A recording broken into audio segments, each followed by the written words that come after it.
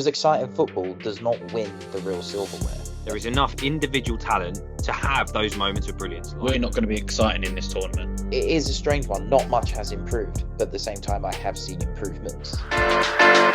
England have officially made it through to UEFA Euro semi-finals. By hook or by crook, we have found a way to survive.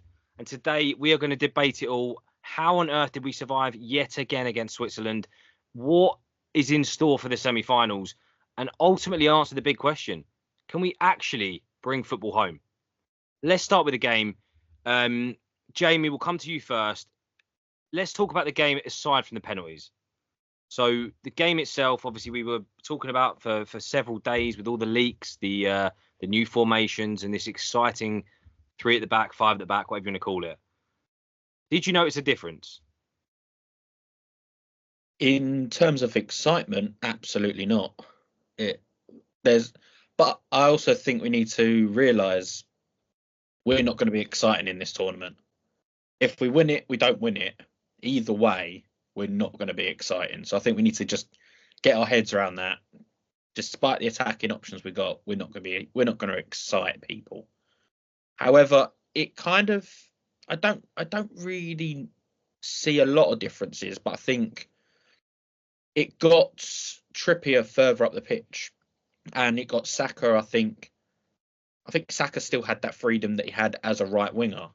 So I don't think a lot changed on his side, but it got Bellingham and Foden, I think, a bit further up the pitch and in a more central area. So in that way, I think what Southgate wanted probably did work.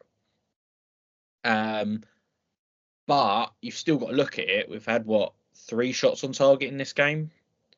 We had 2 against Slovakia. It's not tons of shots, and our goals come from, pretty much nothing. Sort of Saka outside the box. We shouldn't be banking on scoring like that. And he's done fantastically well, but it's sort of like, are we just needing little moments of magic just to keep us going? I think that's kind of how the game was, really, for us. Yeah. I think the way I'd put it is it's like going from a Diet Coke to a Coke Zero. Absolutely no difference whatsoever, it felt like at times, despite it being labelled differently. Reece, what did you make of the game?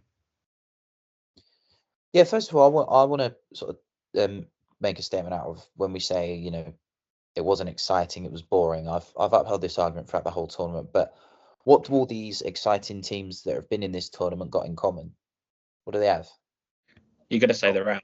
Yeah, they're all out. Apart from one, I think. They're not that exciting. They're not that exciting, but them and Netherlands are probably the most two. Well, I'd say Germany, Spain, and Netherlands have probably been the most exciting in the tournament. Well, I've hardly said that those teams are that exciting that we're all in this semi-final. All the exciting teams, the Georgias, the Austrias, they're gone. They're gone. Because exciting football does not win the real silverware. Let's be blunt here. You have to learn to defend and learn to shut up shop when it matters. Exciting football doesn't win you trophies regardless of what people want to argue. And that's exactly the case here.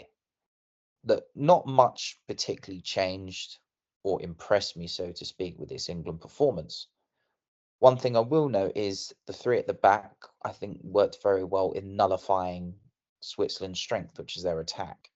If you look at how we played there, we didn't really give the ball away. We didn't look to be particularly worried or concerned. And it allowed us to get further forward when we needed to. And that was our big strength. Other than that, not huge amounts really change much. We can't keep reacting when we concede. I find that a struggle because your luck runs out. You can only score so many late goals. We did well, and I believe that shooting from outside the box was exactly what we needed to do because that Swiss defence were not budging. And when we did it, we scored. That was right, but we nullified the Swiss attack. Yes, they went 1-0 up, but we went straight back and scored. What is that though? Why is that? I can't get my head around it because you saw a noticeable difference. I guess you could argue we went forward and Switzerland sat back. Maybe that's why. But you see this all the time. You're passive for 80 minutes of the game, and then you concede, and it's like, the pressure's off and you start like it's just such a strange mentality. I know a lot of teams are like He it, made but attacking subs. And that's really Yeah. what it comes down to. He brought on Shaw for Trippier, and he brought on Eze for Mainu before we scored. So maybe the solution is attacking, and we won't go 1-0 down and then have to attack. yeah, But yeah, that's how I sort of see it. It's we went, oh, we actually have to score. It was sort of like I know, like I said at the start, we're not going to get exciting football into Southgate. We're just not this tournament at all. Whether we win it or we don't is a different matter. He will be like, right, we're going to shut up shop, and he hopes there's going to be a spark, a bit of magic from one of his the main front four. And at the moment, they're not really having the supply or the shots on target, at least, to warrant the defensiveness. I think there needs to be a little bit more forward thinking, but it's pointless. I'm saying it to deaf ears now. yeah. And I He- guess No, on, Reece. I was just gonna say he seems to be, like I said, the time for experimenting is not in tournaments, it's during friendlies and the qualifiers when we should be qualifying. We seem to this formation against Switzerland seemed to click quite nicely. We seem to find a better balance across the pitch, in my opinion. But realistically, nothing still changed. We still went 1-0 down. We still didn't show much throughout the game. I think our reactions are superb. And I do think we can afford to take it to penalties because the French can do it, the Dutch can do it if they need to, the Spanish can do it if they need to. But I think if we come across these better sides, our luck will run out if we decide to take it to penalties. We have to kill this in 90 minutes. And it is a strange one. Not much has improved, but at the same time, I have seen improvements, which is probably nice to come now. There was a very slight adjustment or improvement. We did get a little bit higher up the pitch. There was a few nicer attacking plays and a little bit more fluid football, but it wasn't much, as I said earlier. And the problem is, you can say, "Oh, we'll take it to pens, whatever," and we'll get onto the pens in a sec. But you don't want to be taking it to coin flips against weaker sides. Like, we are on paper one of the best sides, not in Europe, in the world.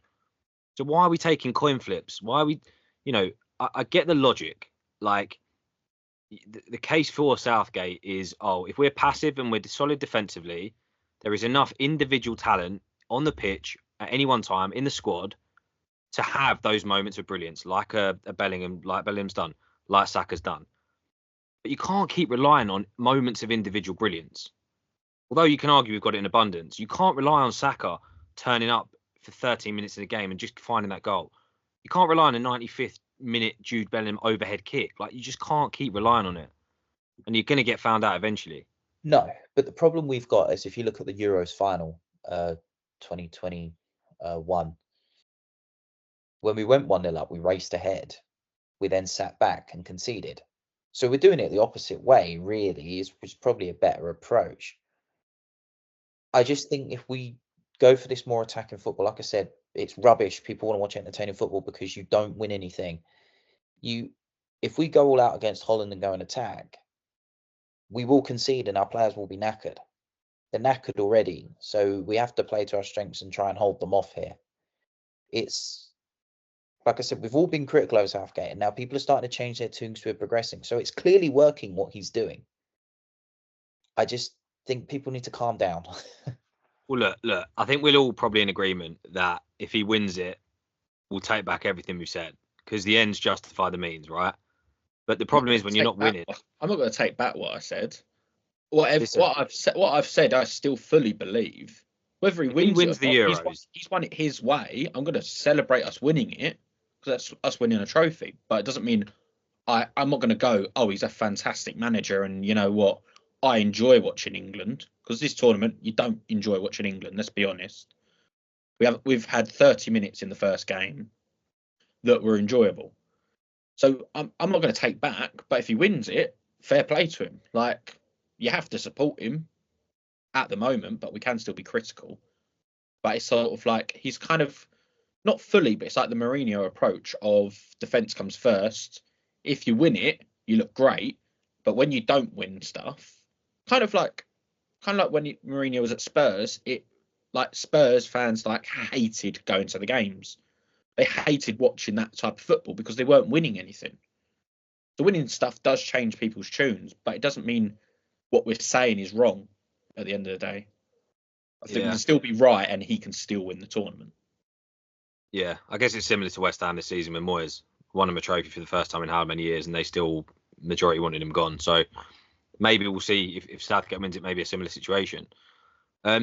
Let's talk about the penalties. Again, England's record in penalty shootouts is woeful at best. And Switzerland in recent times have a fairly good history. So 5 penalty takers. Obviously, Kane is the main penalty taker and wasn't even on the pitch. Reece, I remember it was giving me a lot of confidence at the time saying underdogs never win pens. Talk us through that statement, because it turned out to be correct, and it did give me, after Palmer put it in and you've got, their centre backs coming up first, it gave me a lot of confidence that we were gonna win. Yeah, I think it's a silly statement, but I just think the way modern football is now is, like I said, modern football, underdogs do not win trophies. Is what it is. Last time I remember an underdog winning a penalty shootout was probably Chelsea against Bayern Munich in 2012. I only said it just because I think that the pressure gets to them a little bit more. I think our team are more confident, and I think we're a little bit more free flowing. We've got better players. We were going to score them. If we take Holland to penalties, we will not beat Holland at penalties, because I think that's when our underdog thing comes in and we don't cope with the pressure. I just think that's all it is. It's just a mentality thing. I think you hope, you think it's a lottery, but it's not really. You will miss. And we hit 5 excellent penalties, which I think deserves the credit more than anything else than Switzerland missing, because our penalties were that good. So that's all it is on that. I just think that, but like I said, you can't afford to do that. The better teams can.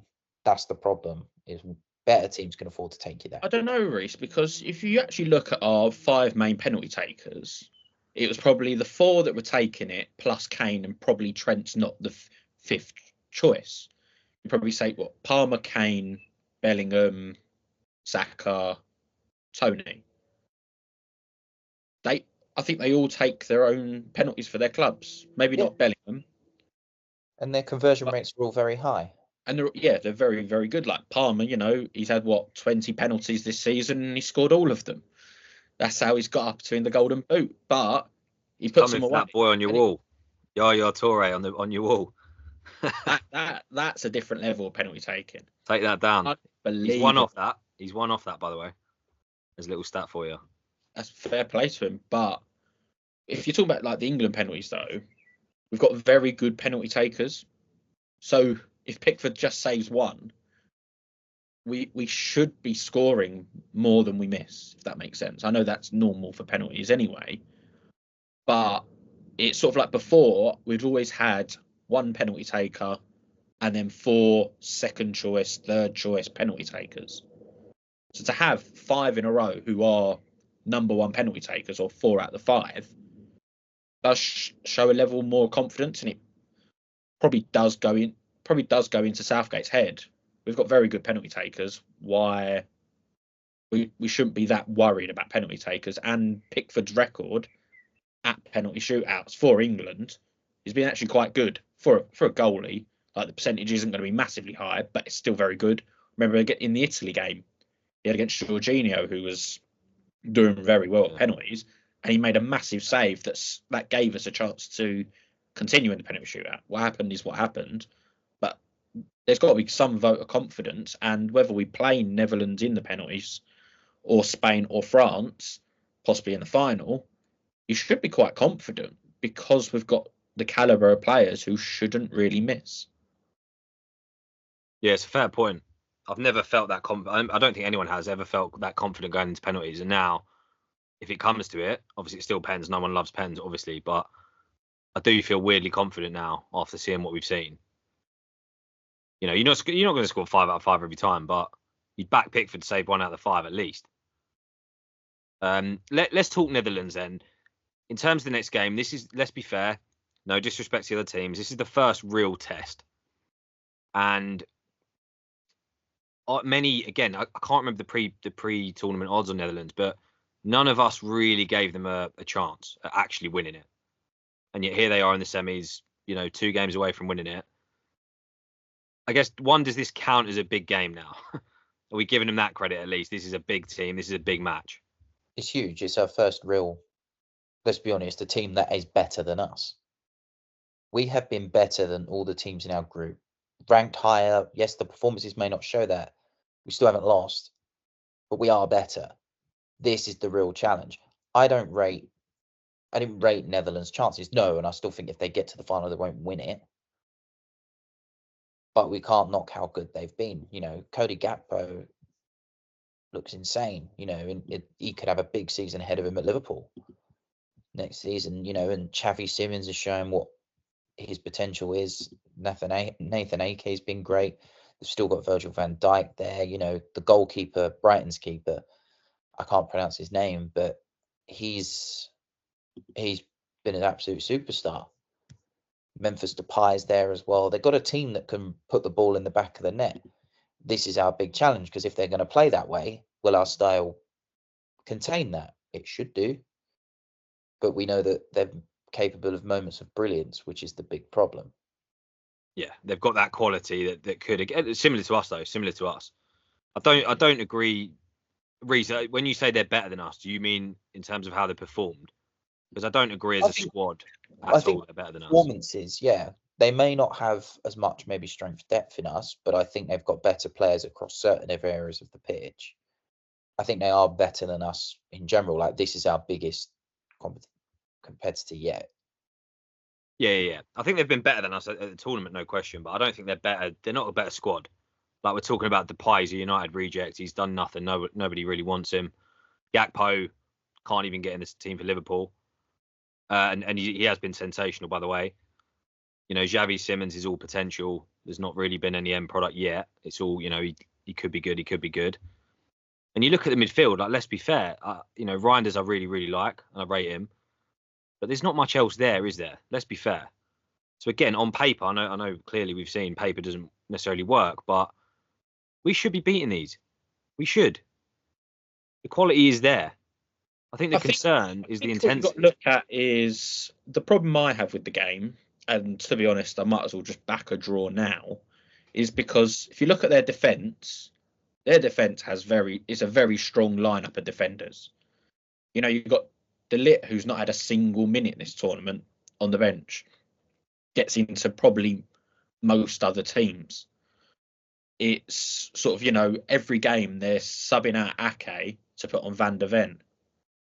It's the Dumfries, the attacking threat that he brings, and he's allowed to do that because of the defenders he's got behind him with Van Dijk and De Veer, or however it's said. It's that could be our problem, because we're only having 3 shots on target versus Switzerland, 1 shot in 90 minutes versus Slovakia. Now, these, no offence to them teams, but the Dutch defenders, on paper, sound a lot better. So are we even going to get that shot on target to put the goalie under pressure? That's the slight worry I have. And then it once again screams that we need a bit of magic in order to get a goal. And where's that magic got to come from? And that's the issue.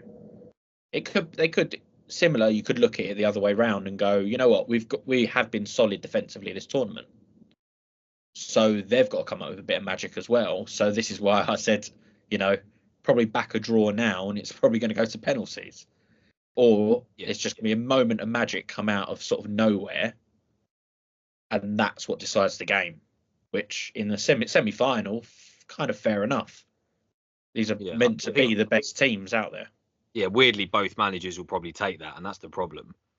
But I do think, despite on paper having them having a good defence, you look at the Turkey game, and obviously Turkey we know are just handbrake off, full pelt, and we got to respect them for that. They've been one of the most entertaining teams of the Euros. But they looked open. Turkey were even at the end of that game, Netherlands-Turkey, you've seen it we've seen it with England a lot, but we've seen it with other teams where there's 3-4 minutes of added time and they don't actually really create a chance. Turkey, in a matter of 4 minutes, had 2-3 chances. And the problem is, as good as the defence is, the midfield for Netherlands isn't up to scratch. And what that means is you're going to get, assuming you actually bother or attempt to attack, you will be able to cut open that defence. The problem is, I don't think we're going to approach it like Turkey. We're going to approach it the same way we've approached it. But tactics-wise, just for Netherlands, they're going to treat the game differently. Because against Turkey, they're like, well, we're big favourites. We should be the one on the dominant foot. We should be, putting 2-3 goals past them. That's what people are expecting. And the tactics versus England, Netherlands would have a different tactics, sort of, against the sort of bigger teams, the more favourites in the tournament, us, France, Spain. They won't play that way like they did against Turkey.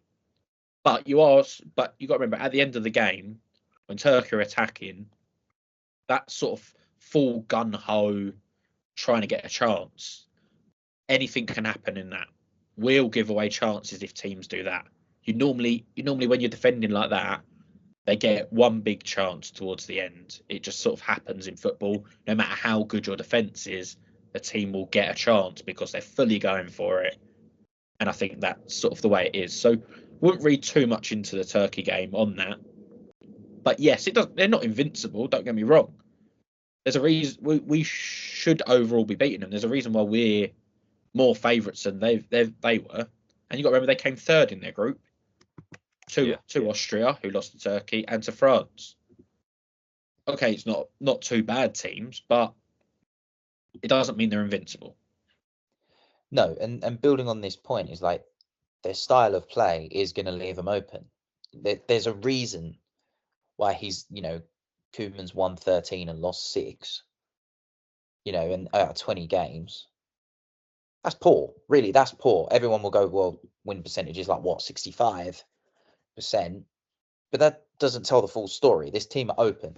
The difference is our system can still play very much in our hands, because the difference for Turkey is that they had nothing to lose.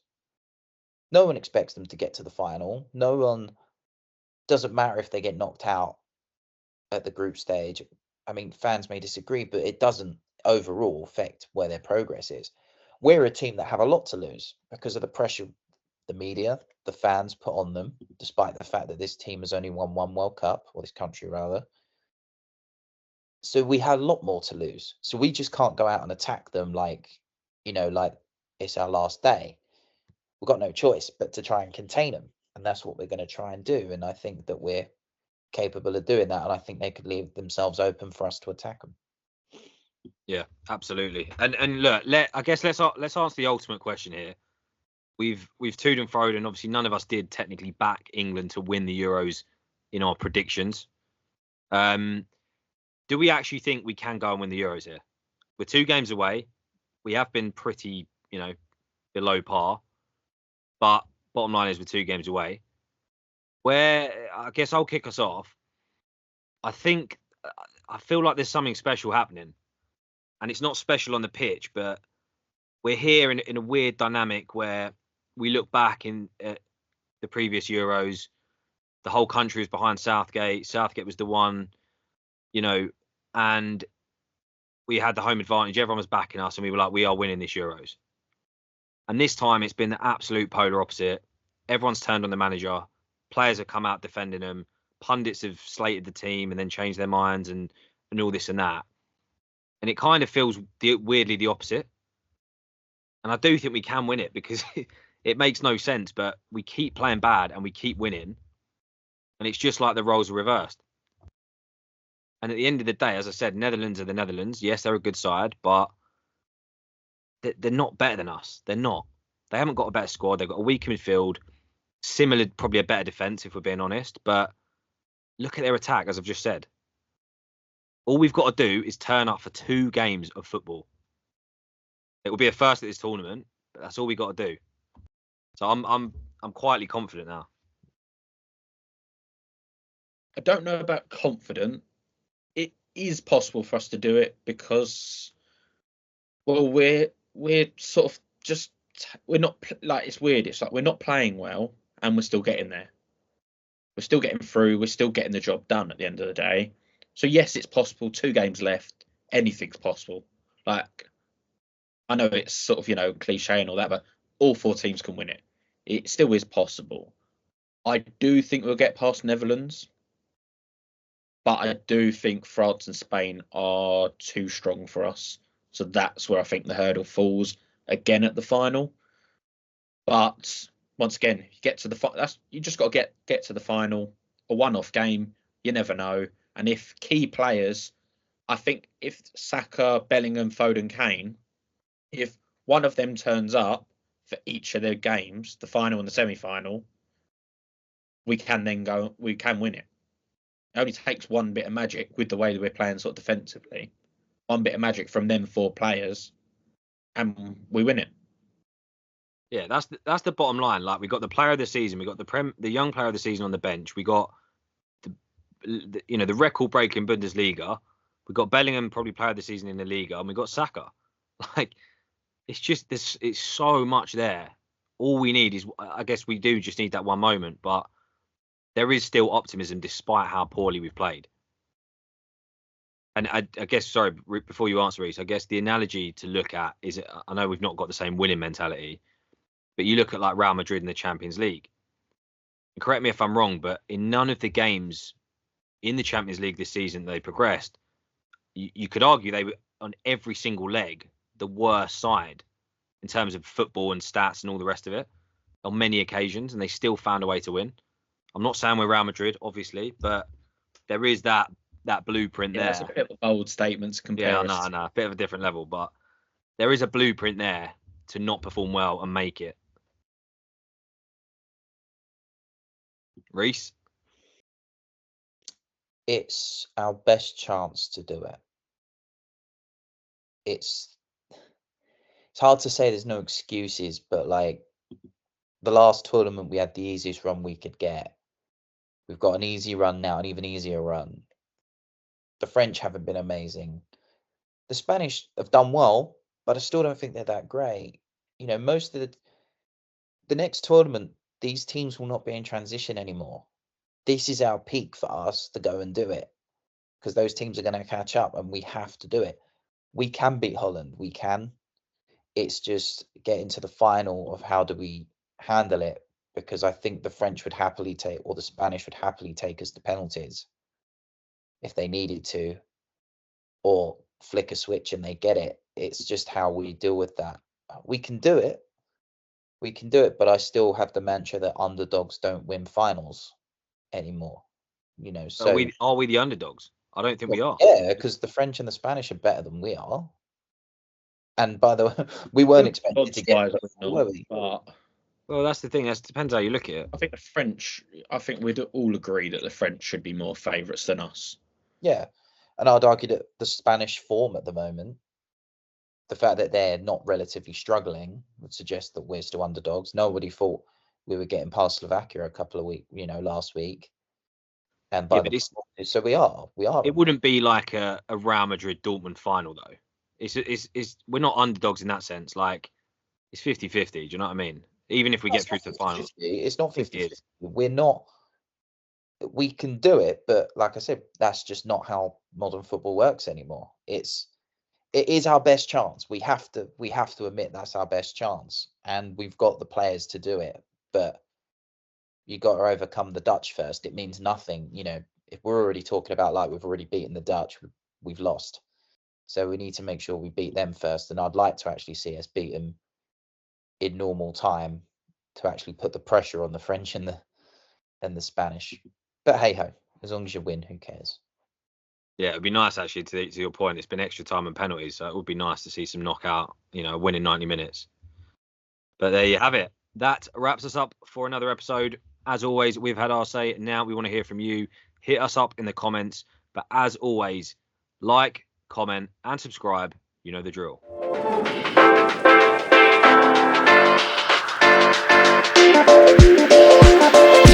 Here we go.